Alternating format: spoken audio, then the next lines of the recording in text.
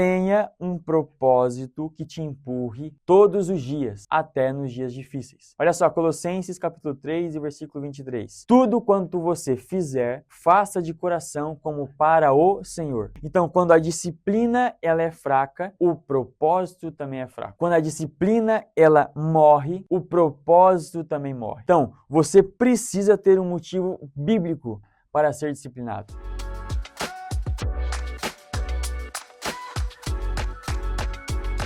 Fala galera, tudo bem com vocês? Aqui fala Jadiel Anacleto. Seja muito bem-vindo a mais um episódio do nosso podcast, onde a gente fala sobre cosmovisão bíblica, sobre ciência, tecnologia, religião e todas as esferas que um cristão deve estar para viver a grande comissão.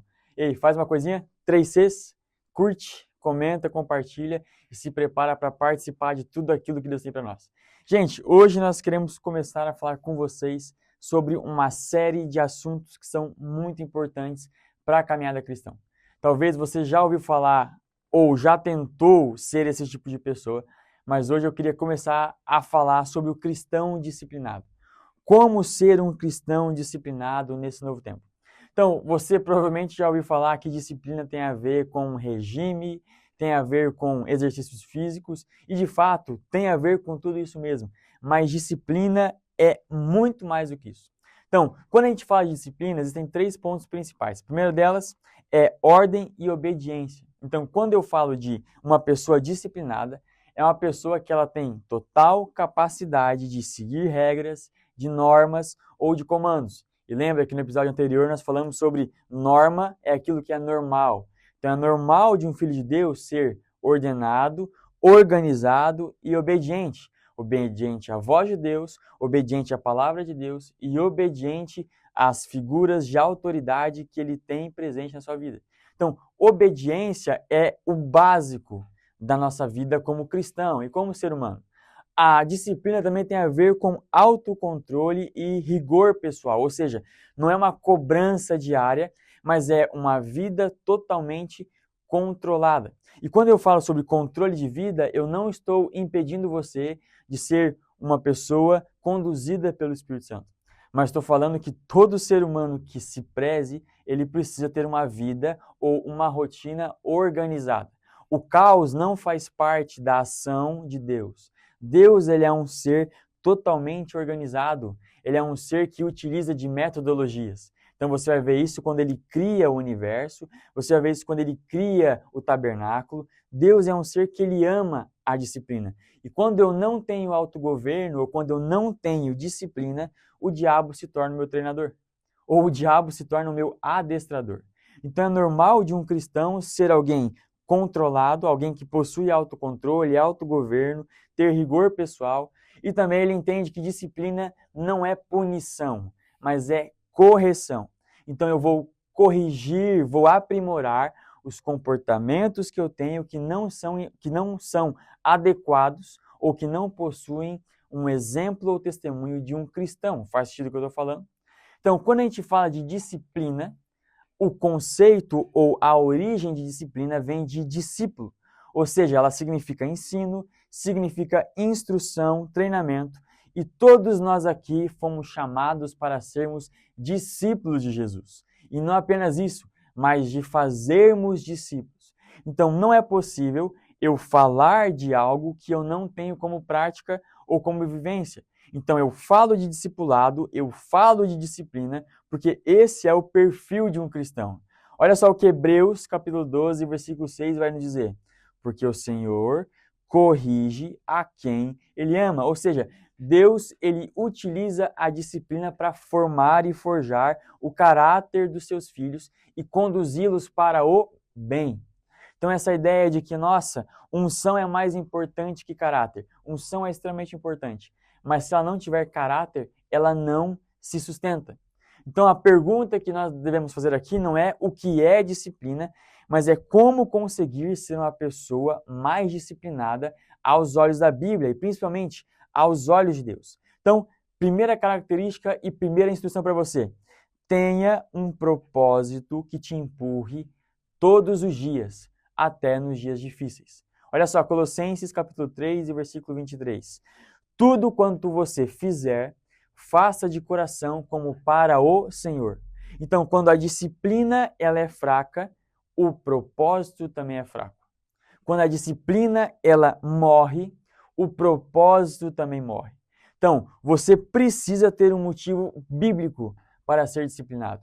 Então, eu possuo disciplina porque ela não é um peso, ela é uma direção do Senhor.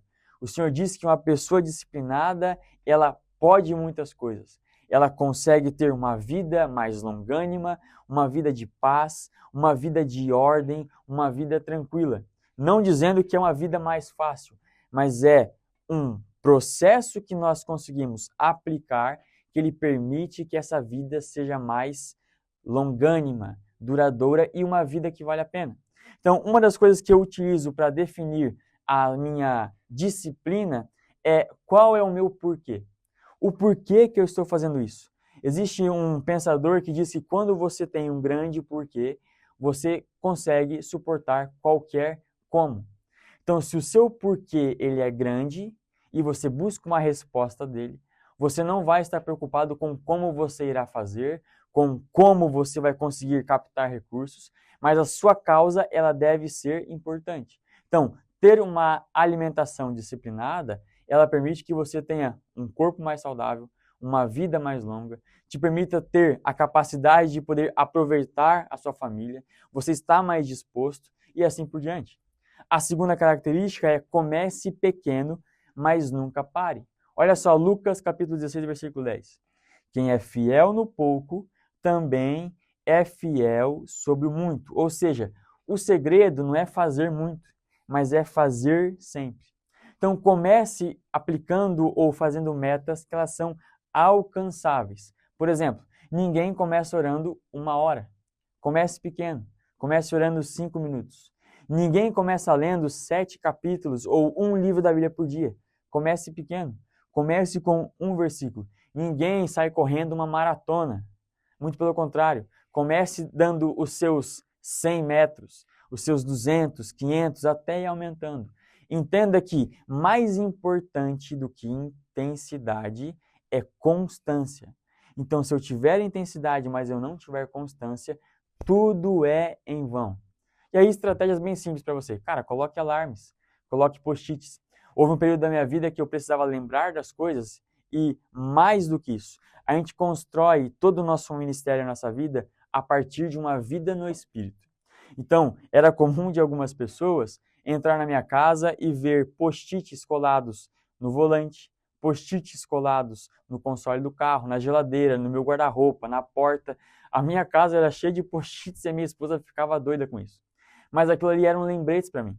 Quando eu entrava dentro do meu carro e eu olhava para o volante, estava escrito, olha, Senhor, conduza a minha vida com segurança. E eu andava dirigindo e falava, Senhor, assim como eu escrevi esse post-it e eu conduzo esse carro, conduza a minha vida. Quando eu olhava para o meu console, eu vi, olha só, eu tenho que pegar meus objetos. Senhor, assim como eu tenho objetos preciosos, que o Senhor venha a ser a maior preciosidade da minha vida. Na minha geladeira, olha, Senhor, assim como eu consegui recursos para comprar alimento, que nunca falte alimento do órfão, da viúva, do necessitado e na minha casa. Então, isso é uma estratégia para que a constância seja desenvolvida. Então, eu comecei com coisas pequenas, mas essas coisas pequenas permitiram que hábitos fossem criados para que hoje isso se torne algo automático. Então, é totalmente normal para mim, faz parte da minha norma, toda vez que eu entro no carro, eu falo, Senhor, vá na frente, conduza a minha vida. É normal para nossa casa, para mim e para minha esposa, todas as vezes que nós fazemos compras do mês, nós orarmos por aquelas compras, porque o Senhor proveu todas as coisas. Então eu preciso começar pequeno para que eu consiga fazer grandes coisas. Então, todo o processo de grandes homens começou com pequenos passos. Terceiro tópico, ok, diz o seguinte, caminhe com quem vai te cobrar e te levantar. Olha o que Eclesiastes capítulo 9, versículo 10 diz para a gente.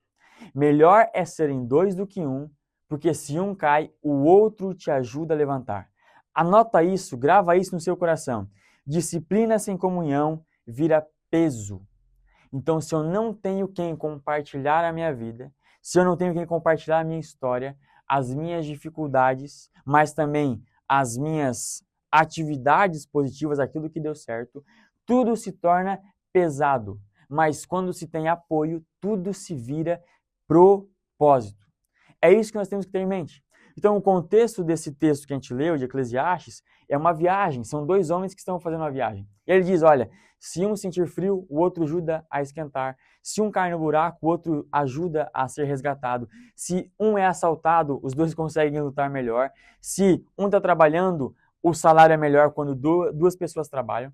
Então, esse texto não diz respeito a você ser um casal, mas ele está falando que uma vida baseada no reino de Deus é uma vida que eu não caminho sozinho. E o propósito com apoio, ele é muito melhor. A disciplina sem comunhão, ela vira um peso. E entenda, gente, que disciplina não é controle.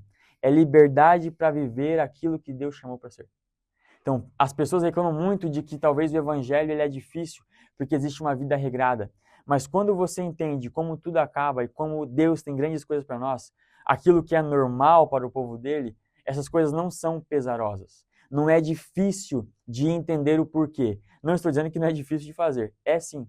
Mas quando você entende que disciplina não é uma opressão, não é alguém querendo te controlar, mas sim te ajudar a ser livre de verdade, o evangelho se torna muito mais prazeroso. Então, me diz uma coisa, você conhece várias pessoas que são livres, que conseguem transar com quem eles querem, que conseguem encher a cara, que conseguem fazer todas as festas, mas todos os dias, quando eles voltam para casa, eles mal lembram quem eles são. Mas Jesus, quando ele te chama para ter intimidade com ele e você tem um encontro com a presença dele, você não volta de mãos vazias. Muito pelo contrário, você entende o propósito, todo o peso ele sai. Jesus era uma pessoa disciplinada. Era uma pessoa que orava, jejuava, meditava e fez grandes coisas. Ele foi um homem feliz. Então, se você não cuidar do seu próprio corpo, você não vai conseguir cuidar da sua família. Você não vai conseguir cuidar do seu ministério.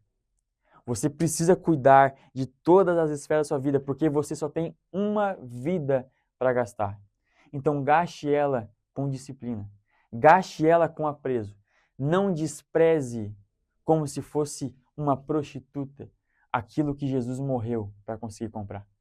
Viva uma vida que vale a pena. Então entenda, disciplina não é controle. Disciplina é o natural de todo aquele que é filho de Deus. E a partir de hoje, nós começaremos a falar sobre exatamente isso. Quais são as disciplinas, ou melhor, como viver uma vida de disciplina e de celebração. Então, envia esse episódio e já deixa marcado pro cara, semana que vem tem mais. E vai ser incrível. Até o próximo episódio. Valeu!